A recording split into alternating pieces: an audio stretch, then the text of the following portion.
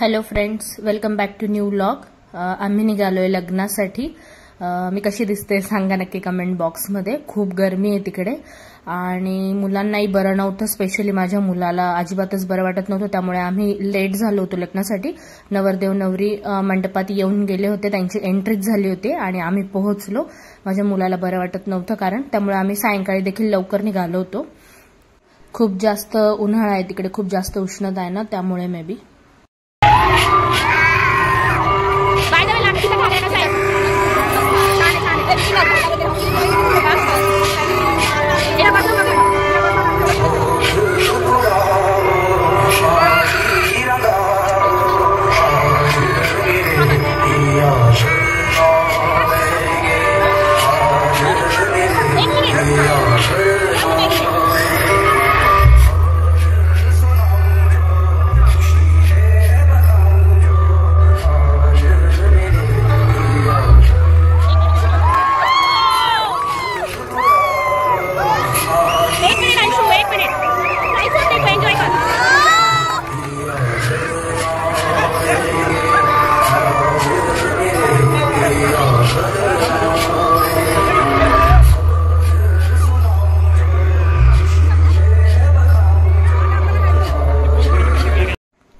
स्टेजच्या इथे आम्ही सगळ्या बहिणी जमलो होतो। आम्ही खूप सगळ्या बहिणी आहोत, काकांच्या मुली म्हणजे चुलत काकांच्या, सख्ख्या काकांच्या।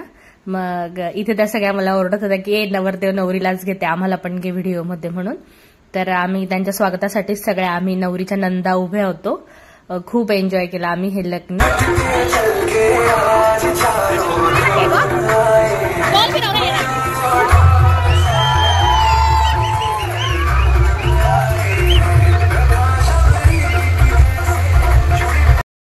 नवरी तिकडून यायचं आहे, नवरदेवाला इकडून ठेवायचं आहे। कुठे अडकलाय? विनायक महाम चिंतामणी स्थिरम लेण्याद्रे गिरिजात भजं सुवदम विघ्नेश्वर बलम दैवबलम देव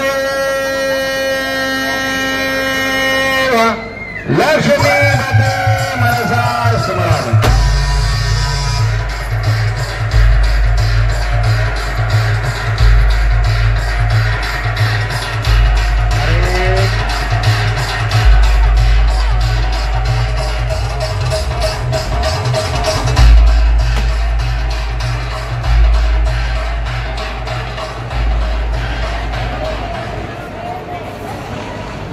बाकीच्या मंडळींनी खाली उतरायचं आहे।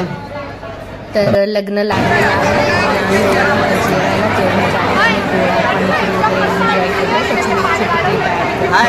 उन्हाळ्यामध्ये गोळा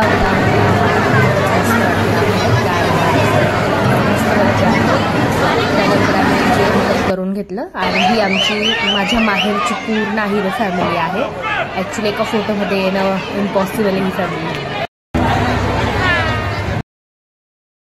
सप्तपदीसाठी फुलांची जी सजावट होती ती चालू होतं आणि ही फुलांची सजावट माझे भाऊ आणि वहिनी जे तुम्हाला व्हिडिओमध्ये दिसताय ना, त्यांनी केली। त्यांचा फुलांचा व्यवसाय आहे।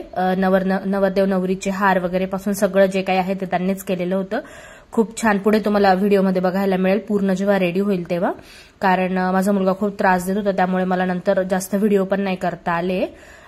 तर त्या वहिनी ज्यांनी स्पेशली हे पूर्ण सजवलं होतं ना, त्या खूपच छान सजवलं होतं आणि इतकं मस्त वाटत होतं ना ते सप्तपदीच्या वेळेला। मी पुढे क्लिप ऍड केली, त्यामध्ये तुम्ही बघू शकताय। आणि तुम्हाला हवं असेल मालेगावसाठी तर मी त्यांचा नंबर नक्की डिस्क्रिप्शन बॉक्समध्ये देईन। त्यानंतर इथे आपलं जे मंगळसूत्र आपण घालतो, सिंदूर भरतो वगैरे, ते विधी चालू होते नवरदेव नवरीचे आणि नंतर लगेचच सप्तपदीचा कार्यक्रम झाला। एका मुलीच्या आयुष्यात हे जे क्षण असतात हे खूप महत्वाचे असतात। मी असं नाही म्हणत, मुलाच्याही असतात, बट इथून ती जी कोणाची तरी मुलगी असते ती नंतर कोणाची तरी बायको, कोणाच्या तरी घरची सून, एक जबाबदारी येते। तर हे क्षण मी जेव्हाही कोणाच्या लग्नात बघते तर मला माझं लग्न आठवतं आणि थोडं इमोशनल व्हायला होतं।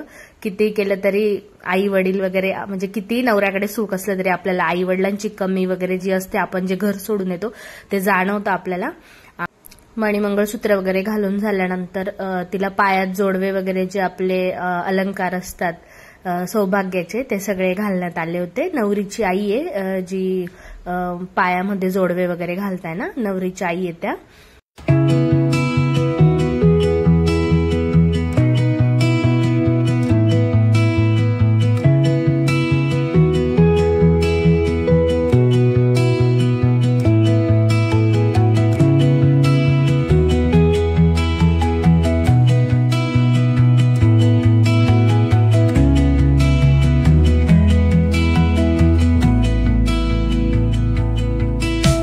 ब्राह्मण जे होते ना त्यांनी 7 वचनांचा खूप छान अर्थ समजावून सांगितला होता, तर जेवढं होईल मी तेवढं रेकॉर्ड केलंय, तर ऐका तुम्ही त्यांच्याच आवाजात। गोड आणि तिखट अशा प्रकारचं स्वादिष्ट भोजन मी तुम्हाला रोजच्या रोज करून खाऊ घालणार आहे असं पहिलं वचन मी त्यांना दिलेलं आहे। काले संपादये तव, म्हणजे तुमच्या वेळेमध्ये तुम्हाला 9 वाजता ऑफिसला जायचं असेल तर 8 वाजता मी तुम्हाला जेवण तयार करून देईल असं पहिलं वचन सांगितलेलं आहे। आज्ञा संपादिनी तुभ्यं, म्हणजे तुम्ही ज्या प्रकारे मला आजच्या दिवशी सांगाल त्या प्रकारे दुसऱ्या दिवशी मी स्वयंपाक करणार नाही, आहे ना? बरोबर आहे ना धनची? बरोबर आहे का? सामावृता भव, दुसऱ्या सुपारी जवळ यायचंय, दुसऱ्या वचनाजवळ येऊन उभं राहा। दुसरं वचन काय दिलेलं आहे? शुची शृंगार भूषाः वाङ्मना काय कर्मणा नाहं परं गच्छे, द्वितीये सा प्रवीदिनं शुची शृंगार भूषाः। शुची म्हणजे काय? शुद्ध, शुद्ध अंतःकरणाने मी कुटुंबामध्ये प्रवेश करते आहे, बरोबर? मनामध्ये कोणतीही शंका किंतु परंतु कोणत्या, सासूबाईंना विचारून घे। चल, 4थी सुपारी सरकारची। एष ते चतुष्पदा भव, 5व्या वचनाजवळ आले तुम्ही। 5वं वचन काय दिलं? गार्हस्थ्येच सहाय्याः सुख दुःख निवर्तिनी वंशवृद्धी करिष्यामि, पंचमे सा प्रवीदिनं गार्हस्थ्येच सहाय्याः, म्हणजे आजपासून तुमचा काय सुरू होतोय? गृहस्थाश्रम, म्हणजे कुटुंब सुरू होत आहे। याच्या अगोदर कसे होते? सिंगल, आहे ना? काही जबाबदाऱ्या होत्या का?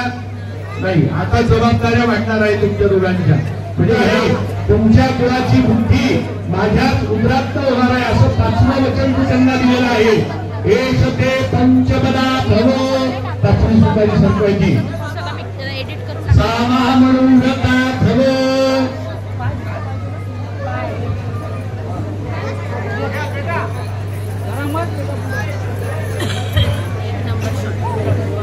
सहाव्या वचनावरती आलेले आहात तुम्ही। दुःखं चैव दारिद्र्यं सुखं चैव सुशोभनं, शोभन करणार आहे। सुखं चैव सुशोभनं म्हणजे कधीही मला गर्व चढणार नाही, अलग लक्षात। दुःखामध्ये मी तुमच्या पुढे असणार आहे, पण सुखामध्ये कायम तुमच्या सोबत, तुमच्या मागे असणार आहे असं 6वं वचन। तर ते सर्वात आधी तुम्ही तुमची पत्नी म्हणून मला सांगायचं आहे असं 6वं वचन तू त्यांना मागितलेलं आहे। त्यांना विचारून घे मान्य आहे का? म्हणजे आता मित्र का म्हटलेलं आहे? कारण की जी गोष्ट घरच्या आता 7व्या वचनावरती आलेला आहे। 7वं वचन काय दिलं? दर्शन इकडे असं म्हणणार, काय म्हणशील?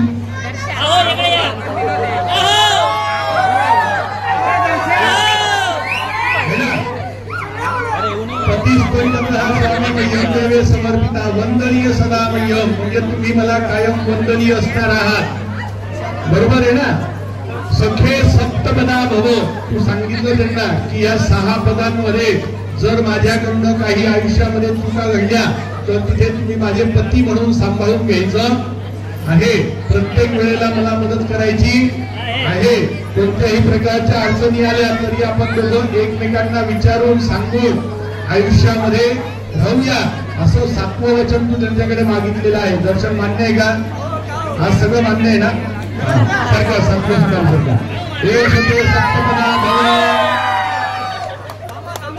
चला जागेवर सगळ्यांना नमस्कार.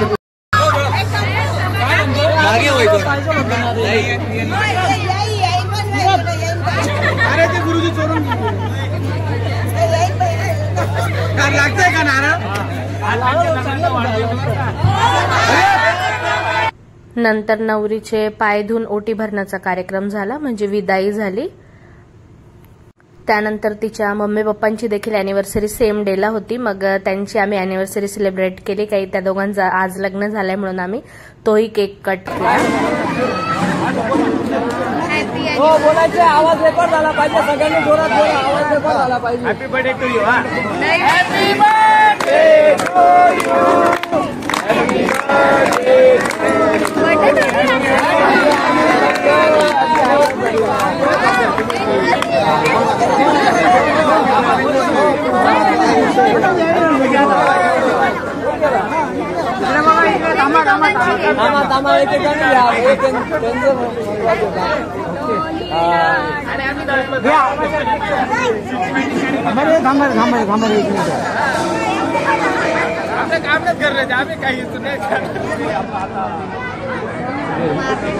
बघा इकडे.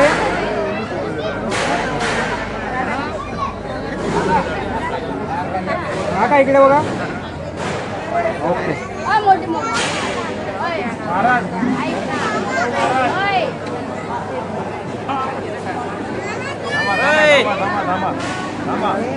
काका समोर बघा, समोर बघा का. चला.